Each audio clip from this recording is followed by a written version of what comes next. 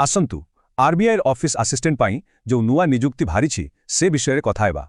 गोटे बहुत बड़ सुजोग आसी ऑफिस असिस्टेंट पद पाई पाखापाखि 650 टी वैकेंसी अछि।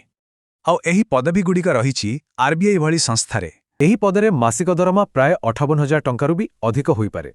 आसंतु एबे देखिबा एथिपाई आवेदन करिबाकु हेले कोन सबु योग्यता दरकार।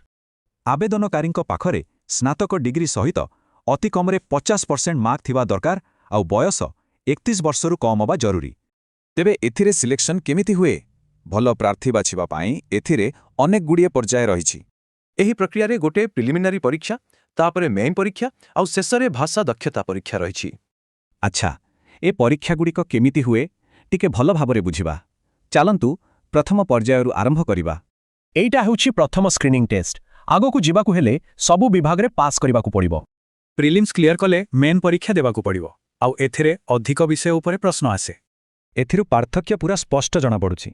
मेन परीक्षा रे जनरल अवेयरनेस आउ कंप्यूटर नॉलेज जोड़ा होइछि। आउ सबुटु गुरुत्वपूर्ण कथा हैला शेष पर्याय रे स्थानीय भाषा रे दक्षता परीक्षा देबाकु पड़िबो। तेबे अप्लाई करिबा पाई प्रस्तुत ऑनलाइन आवेदन पाई कोन सबु दरकार आसंतु जानिबा। गोटिए कथा मने रखिबाकु हेबो जे आवेदन पूरा करिबा पाई एक एप्लिकेशन फीस देबाकु पड़िबो। आवेदन बेले 10म, 12 आउ ग्रेजुएशन सर्टिफिकेट दरकार।